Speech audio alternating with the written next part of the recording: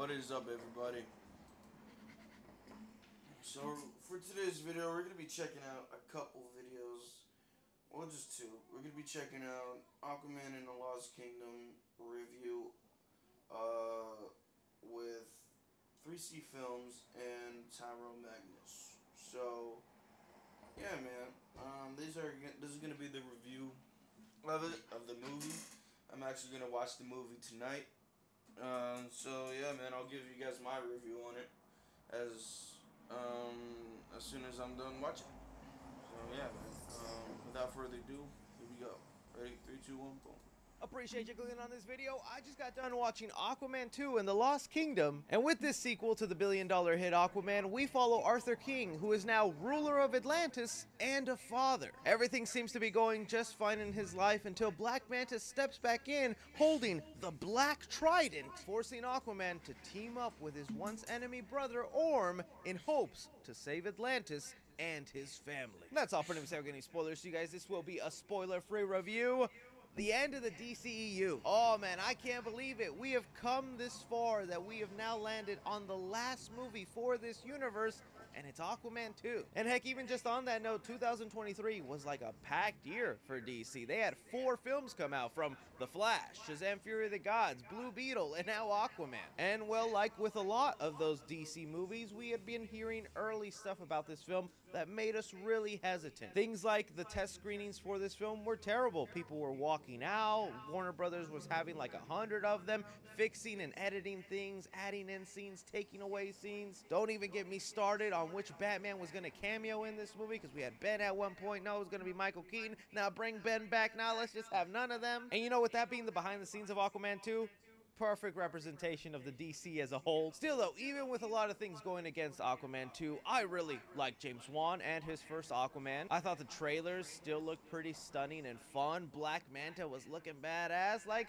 I was gonna put all those reservations aside and go, the movie can't be that bad, guys. Y'all are exaggerating. Come on now. So, I haven't gone in, sat down, and checked out the film.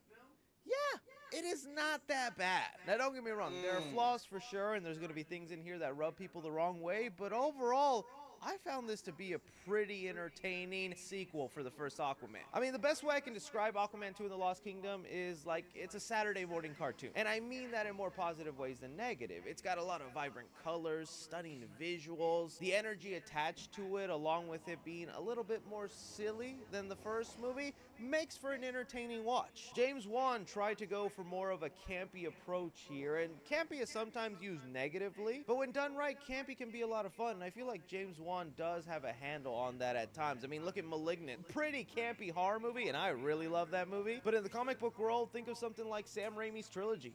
Camp was used there very well. And the same is attempted for Aquaman 2. I'm not going to say it's a perfect success here, but in this movie you can feel they went a little sillier with it. They went a little bit more jokey. I've already seen some people start saying that this is DC's Thor Love and Thunder, and I honestly would not go that far. Thor Love and Thunder was plagued with having a joke literally like every 30 seconds. Every character was a comedian. Nothing was taken seriously. And with the context of the subject matter in that movie, it just like really weighed the film down. Here, it does not go that far in Aquaman 2. You are definitely going to notice an increase of jokes and just like silly antics, but I think some of the things provided in this movie outweigh some of those sillier moments. Like, yeah, the thing I was most looking forward to in this movie, Black Manta, what a freaking badass. The guy is on a rampage in this movie, and I love it. Every time Black Manta steps on screen, James Wan treats him like an actual threat. Those glowing red eyes, his presence, his demeanor, like, yeah, it was a very satisfying part of the movie. There is one thing I wish they didn't do with him, but I'll talk about that in my negatives in a sec. But he wasn't the only villain that shined in this movie. Patrick Wilson returning as the Ocean Master and having to have this team up with his brother, I was honestly pretty scared of how that relationship would go down, and I thought that was what was contributing to a lot of the negative reactions early on for Aquaman 2.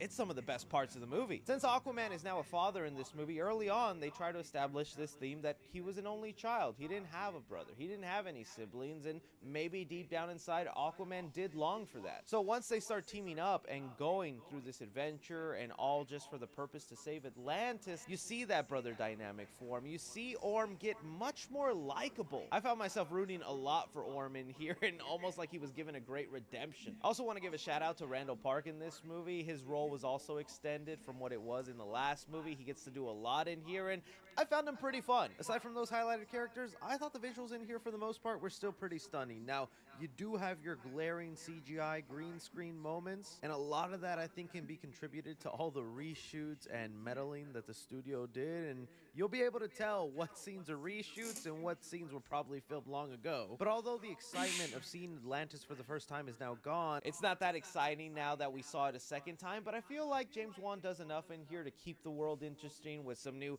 machines, new type of fish. The action scenes for sure are like my favorite part. Like, James Wan, as great of a horror director as he is, the man knows how to direct some action scenes. Every time Aquaman battles Black Manta or any other character in here, oh man, my eyes are just wide open going, yes, this is that comic book flavor fight scene action I love. And I think those positives right there are going to be enough for people to actually walk away pretty happy with this movie. Be okay with it. I don't know if it'll ever be anybody's favorite DC movie, but I don't think this could really be anybody's least favorite. I don't think it's really that bad, but let me do get into my mixed things and negatives I had for Aquaman 2. Starting with the elephant in the room, I know a lot of people are going to be curious about how they handled Mara in there with the Amber Heard situation. And I'm going to be completely honest with you, unless you are actually aware of the behind-the-scenes drama and that maybe this is an actor that Warner Brothers would rather have less screen time and not promote all that much because she was barely in the trailers and she's the mother of the child in this movie. If Warner Brothers actually went in there and tweaked her scenes down and removed them as minimal as possible,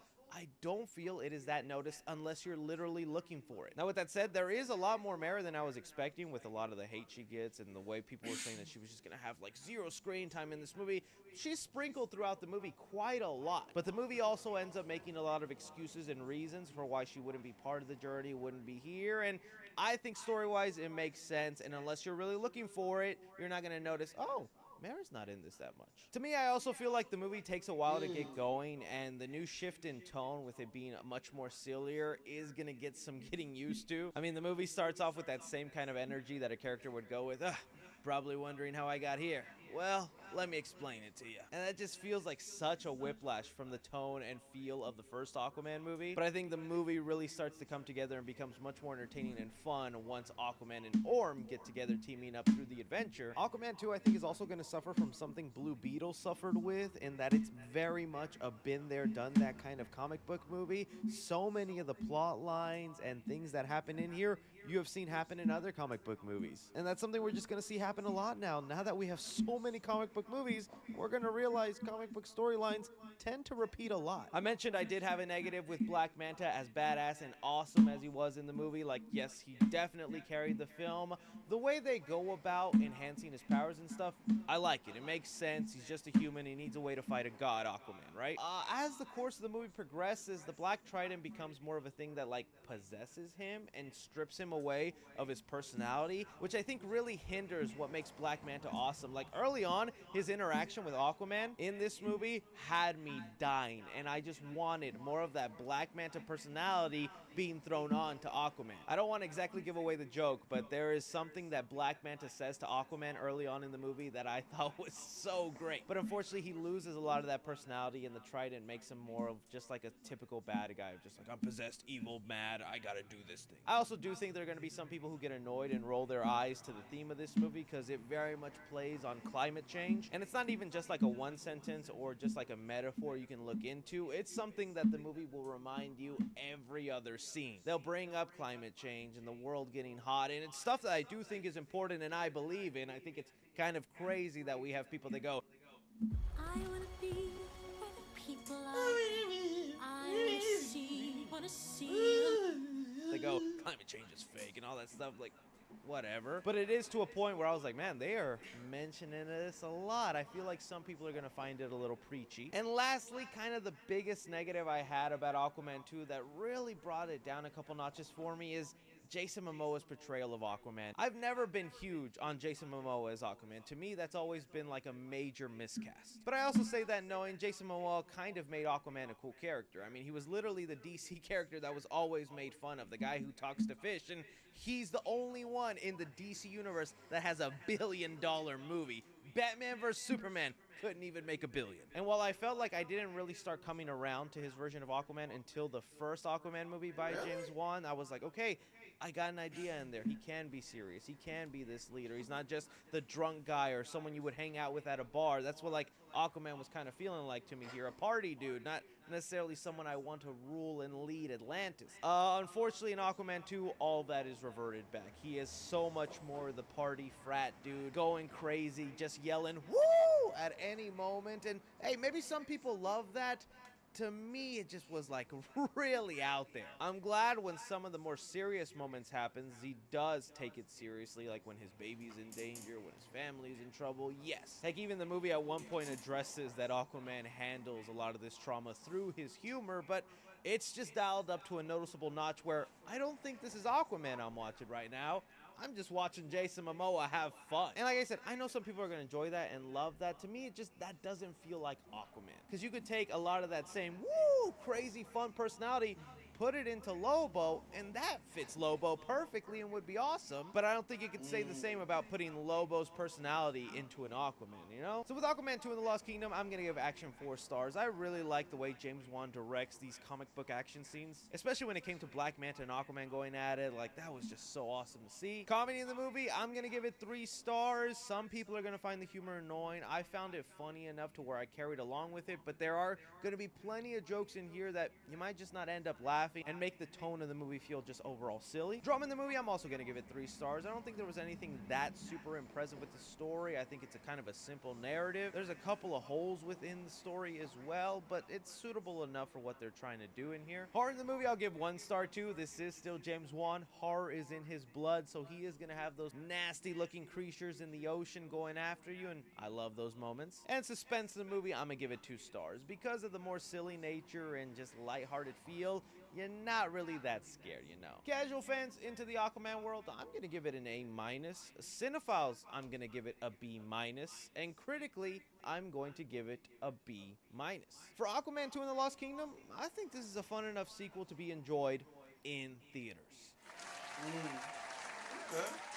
Again, that's just my opinion on the movie. Okay. That's 3Cfilms opinion. Okay, seems like it's so far so good. So far so good. Aquaman is good. Okay. I was scared for a little bit. You know, I thought Aquaman was gonna be bad. But anyways, let's check out Tyrone Magnus's video or movie review on it. Ready? 3, 2, 1, boom.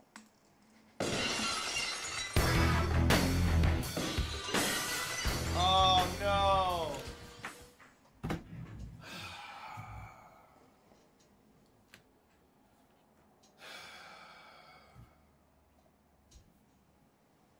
I can't believe that WB put out that big old piece of trash.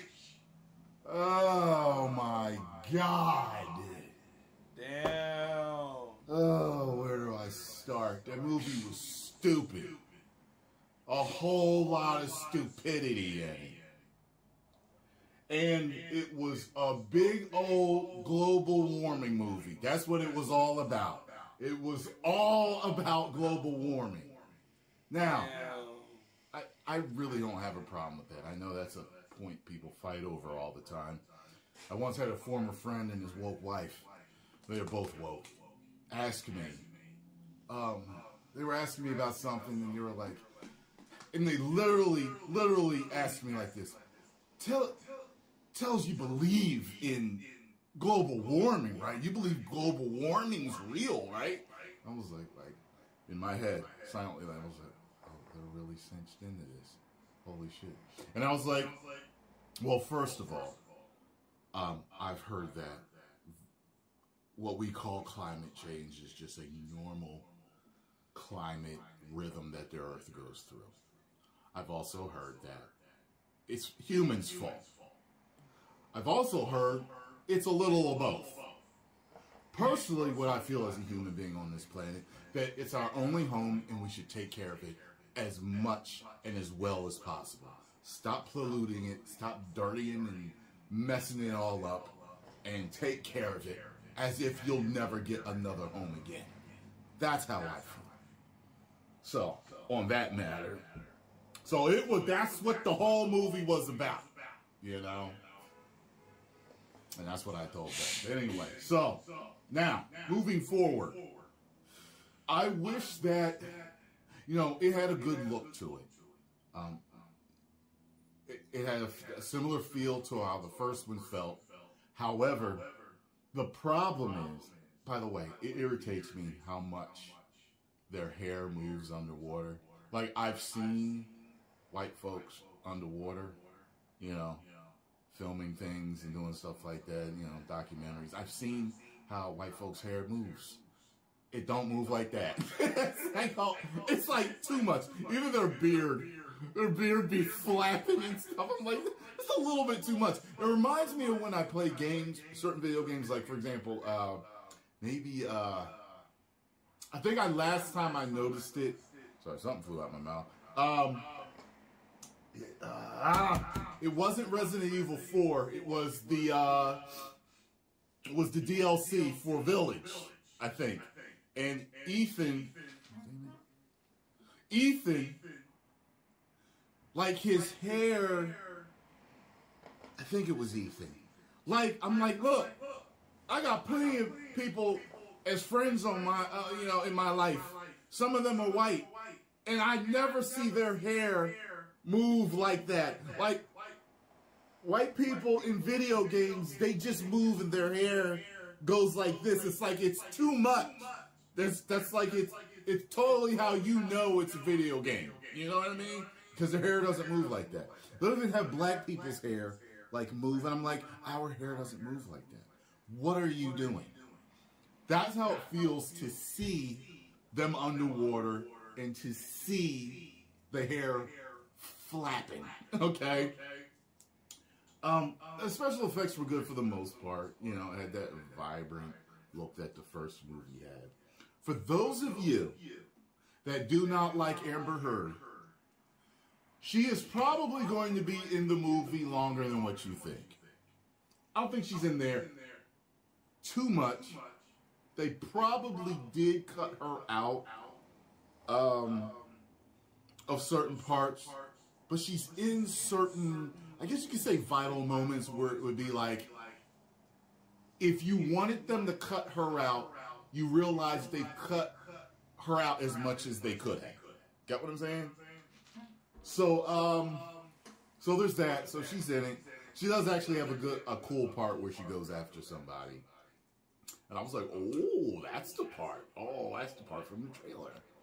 So, other than that, the main issue I had is as if they told Jason Momoa, hey, you know the bad guy you played in the last Fast and Furious? Why don't you take that personality and say that guy is playing Aquaman? Yeah. We want you to be serious for certain parts, but for the rest, just let it go. Yeah. There is a whole lot. I told you guys last time that he was a pretty good villain, but he was jokerish in the Fast 9 or whatever. And it took me a while to get used to him in that movie. In this... Your mission, play rock, paper, scissors. Don't scream, Bro, all right? Nickelodeon be making shows out of it. I was just like, what are they doing? Why is it so jokey? Why are all these bad jokes flying? There's a part where somebody with him is running, and he's running like Naruto, and you realize why he's running like Naruto. No way. But it doesn't work. It's like really stupid. There's a part where the same guy confronts somebody, and he gets punched right in the face, and he gets knocked stiff. and it's stupid there. There's this stupid, campy, slapstick type of humor that muddies the waters, pun intended, in this movie. I don't understand why they did that. At the end, there's a point where Aquaman gives a speech. And I'm no joke. I was getting into the speech and I was like, okay, all right. And then, dumb shit again. I really liked him in both Justice League movies. And I liked him for the little piece that you see in Batman v Superman. And I liked him a lot in Aquaman. I gave that movie 5 out of 5. Okay? I just don't understand why they went this stupid way. I don't get it. What was different? James Wan directed again, right? It felt very similar. There were some cool angles, cool shots. In the fight scenes, there were some cool parts too. And when he was serious, you know what I mean? When he was really protecting his family or people in Atlantis, it was really cool.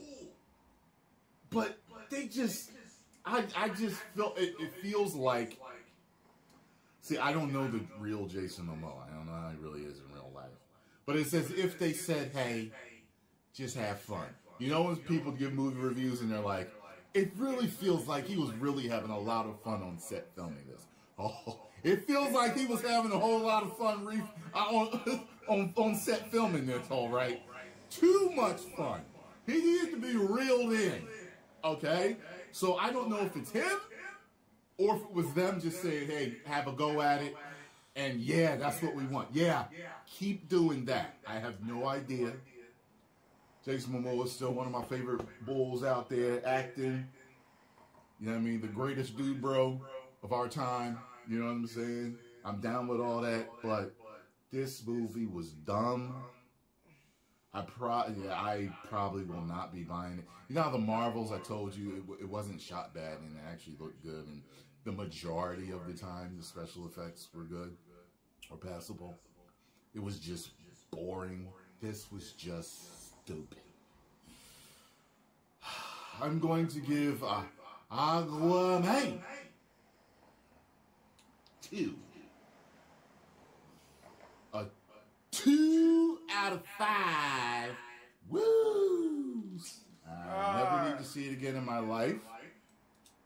Damn, bro. And when he was talking about whether, you know, his future as Aquaman looked bad, like it wasn't going to happen. Seeing the whole picture now, it ain't got nothing to do with James Gunn. It's because this movie is bad. Didn't we hear that it tested bad? So I guess that's it. The first one, I loved the first one. Still got it in 3D. Love watching it. I wondered if there was too many cooks in the kitchen. I wonder if there were people telling James Wan and him to do certain things that they didn't want to do. I just don't know. But I'm just like, okay, well, not a great ending at all to the DCU. Hey, James Gunn. Let's see what you got, buddy. 10 million subscribers. Woo! Today we're going to see how much money Keith can fundraise for St. Well, there it is. There's the... So we got one person saying it was okay. It was decent. Not the best, but hey. It was a good film. Then we got another person saying it was stupid. So I'm going to take both of the words for it. But yet again, I'm going to go at this film with an open mind. Because that's what I've been doing, you know? Oh yeah, by the way, I watched Halloween last night, so I got to do a movie review on that shit. So, not Halloween, I watched Thanksgiving. So, yeah. Anyways, man, if you guys like my reaction to these videos, give this video a thumbs up. And I'll see you on the next video. Peace out, motherfuckers.